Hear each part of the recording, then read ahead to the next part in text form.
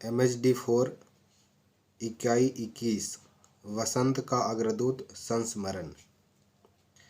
इकाई 21 वसंत का अग्रदूत का संरचनात्मक वैशिष्ट्य। वसंत का अग्रदूत की संरचना पर विचार करते हुए सबसे पहले हम स्वयं को इस सवाल के सामने खड़ा कर पाते हैं कि यह पूरी तरह संस्मरण है या नहीं। संस्मरण के केंद्र में व्यक्ति होता है, इसलिए रचना विश्लेषण की उसकी परिधि में नहीं आता। सृजन पर मूल्य निर्णय देने का काम आलोचक करता है, संस्मरणकार नहीं। लेकिन इस लेख में निराला की कविताओं पर भी विस्तार से टिप्पणी की गई है। ऐसी स्थिति में यह लेख सिर्फ संस्मरण की परिधि में नहीं आता। स्मृति और समीक्षा के गठजोड़ से इस संस्मरण लेख का निर्माण किया गया है। इस लेख के विन्यास में नाटकीय विधान का प्रयोग किया गया है। संवादों का प्राचुर्य है और उनमें नाटकीय उतार चढ़ाव की गति को ध्यान में रखा है। वस्तुतः इसकी भाषा संवाद धर्मी है और विन्यास में विवरण या वर्णन के स्थान पर दृश्यात्मकता पर अधिक बल है। संवाद की एक बनागी द्रष्टव्य है। बीच में उग्रजी ने एकाएक गिलास की ओर इशारा करते हुए पूछा, लोगे? मैंने सिर हिला दिया तो फिर कुछ चिढ़ाते हुए बोले, पानी नहीं है, शराब है, शराब। संवादों में पात्रों की मन स्थितियों को भी ध्यान में रखा गया है। नशे के सुरूर में निराला की भाषा का एक रूप द्रष्टव्य है। निराला जी ने उसी आज्ञापना स्वर में कहा, देखो 2 घंटे तक यह सवाल हमसे मत पूछना, जहां तुम चाहो लेते चलो, अच्छी सड़कों पर सैर करेंगे, पैसे पूरे मिलेंगे। इस लेख की रचना की तीसरी खासियत है हास्य और विनोद का अद्भुत प्रयोग। यहाँ शिव मंगल सिंह सुमन कवि रूप में नहीं, विदूषक के रूप में दिखाई देते हैं। अतिरिक्त उत्सुकता, बचकानी, इतराहट और हास्यपद चेष्टाओं के चित्रण के द्वारा अज्ञेय इस गंभीर संस्मरण की पठनीयता की हिफाजत कर सके। हास्य विनोद के कुछ नमूने द्रष्टव्य हैं, लेकिन सुमन जी और चुप रहना।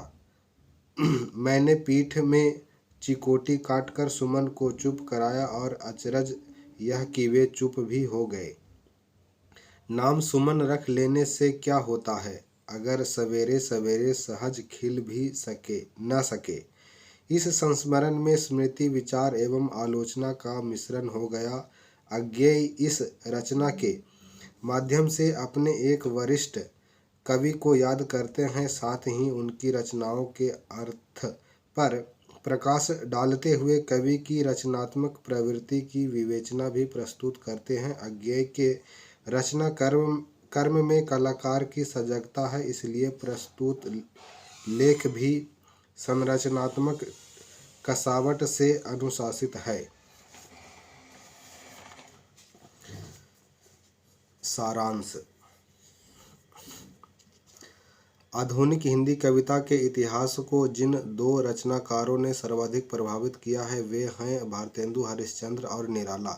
भारतेंदु ने नई सृजनशीलता की दिशाओं का संधान किया तो निराला ने छंद की मुक्ति को कविता की मुक्ति और कविता की मुक्ति को अंततः मनुष्य की मुक्ति से जोड़ दिया। वे अपनी रचनाशीलता में निरंतर प्रयोगशील रहे और वादों के संकीर्ण घेरे को तोड़ते रहे, इसलिए वे परवर्ती पीढ़ी की प्रेरणा और प्रतिमान बने। उनके व्यक्तित्व में भी बहुत सी ऐसी विशेषताएं थी कि वे सहज ही आकर्षण का केंद्र बने रह सके और उन पर अनेक समकालीन और परवर्ती पीढ़ी के लेखकों ने लिखा और उन्हें याद किया। प्रस्तुत संस्मरण वसंत का अग्रदूत इसी श्रृंखला की एक कड़ी है।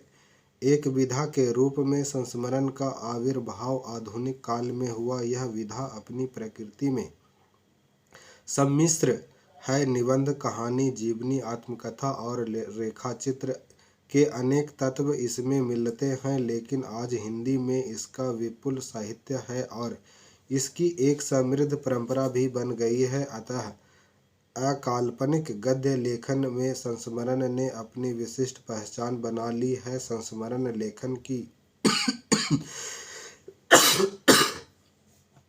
परंपरा का सूत्रपात यद्यपि 20वीं शताब्दी के तीसरे दशक में हो चुका था, लेकिन 5वें दशक तक आते आते उसे उसकी स्वतंत्र पहचान मिली। हिंदी में साहित्यिक एवं गैर साहित्यिक संस्मरणों की भरमार है। प्रस्तुत इकाई में साहित्यिक संस्मरणों पर ही ध्यान दिया गया है। संस्मरण स्मृति से साक्षात्कार है, वह समय में लौटना नहीं है, बल्कि गुजरे समय को जीवन की वर्तमानता से जोड़ने का माध्यम है। इस रूप में वह इकहरे वर्तमान की रिक्तता को भरने वाला सशक्त रचना माध्यम है। वसंत का अग्रदूत में अज्ञेय ने निराला के व्यक्ति रूप और कवि रूप दोनों पर विचार किया है और इन दोनों रूपों की आंतरिक संगति को भी पहचानने की कोशिश की है। निराला सबसे पहले एक संवेदनशील एवं करुणावान मनुष्य हैं। व्यक्तित्व की बाहरी अनगढ़ता के भीतर एक अंतः सलीला है जो उनकी मनुष्यता और रचना में निरंतर दिखाई देती है। वे एक ही साथ आधुनिक भी हैं और प्राचीन भी। परंपरा को आधुनिक अर्थवत्ता से जोड़कर वे उसका विकास करते हैं। इसलिए उनके व्यक्तित्व में एक तरफ किसानी संस्कार की प्रबलता है तो दूसरी तरफ दृष्टा कवि का सृजनात्मक वर्तमान बोध भी है। निराला नई पीढ़ी के प्रति सहृदय हैं और उसकी चिंताओं एवं रचनात्मक चुनौतियों से अवगत हैं। यह विशेषता ही उन्हें परवर्ती पीढ़ी के लिए समादरणीय बनाती है।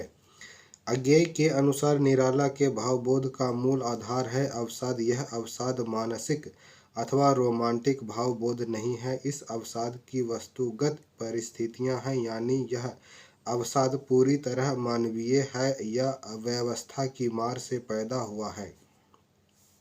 यह अवसाद अकेलेपन की सृष्टि करता है। अकेलेपन की निस्सहायता से टूटकर निराला भक्ति की ओर मुड़ते हैं, लेकिन वहाँ भी उन्हें शांति नहीं मिलती। निराला के भक्ति गीतों में भी आत्मा का उल्लास नहीं है। ये गीत उनके दुखों, संघर्षों एवं पराजयों का इतिहास है। अतः इनकी भक्ति आध्यात्मिक नहीं मनोवैज्ञानिक है। लेकिन जैसा कहा गया है कि निराला इकहरी चेतना के कवि नहीं हैं, उनमें संश्लिष्टता है और अंतर्विरोध है। आजीवन संघर्ष एवं अभाव के बावजूद जीवन के प्रति उनकी आस्था में कोई दरार नहीं है। वे मृत्युधर्मी स्थितियों का सामना जीवन से करते हैं। बादल, फूल, सौंदर्य, आकांक्षा आदि के द्वारा वे मनुष्य की अपराजेयता में अपनी आस्था व्यक्त करते हैं। जिस संसार में वे निरंतर टूटते रहे, छिजते रहे, उस संसार से मुक्ति की कामना निराला नहीं करते। अपनी अंतिम कविता में वे यही आकांक्षा करते हैं। पुनः सवेरा एक और फेरा हो जी का। बार बार जीवन में लौटने की यह आकांक्षा निराला की मानवीय आस्था को तो प्रमाणित करती है, वह एक कालजयी रचनाकार की अपराजेय सृजनेच्छा को भी प्रमाणित करती है। निराला पर अज्ञेय की यह टिप्पणी अत्यंत सार्थक है। इस अशेष छवि पर कवि ने दान कभी नहीं मांगा, पर गीत विश्व को दिया। गीत दिया पर उसके लिए भी रुका नहीं, बांटते बांटते ही तिरोधान हो गया। मैं अलक्षित हूँ, यह कवि कह गया है। वसंत का अग्रदूत की संरचना में संस्मरण और समीक्षा का वैशिष्ट्य है। उसमें एक कवि की दूसरे अग्रज कवि के प्रति गहरी श्रद्धा की अभिव्यक्ति भी है। इसी के अनुरूप इस संस्मरण की भाषा में आत्मीयता और रचनाशीलता का गहरा प्रभाव है। Thank you. आज MHD 4 का इकाई 21 पूरा हुआ। अभी वसंत का अग्रदूत का कुछ भाग दूसरी पुस्तक में है, उसे बाद में करेंगे।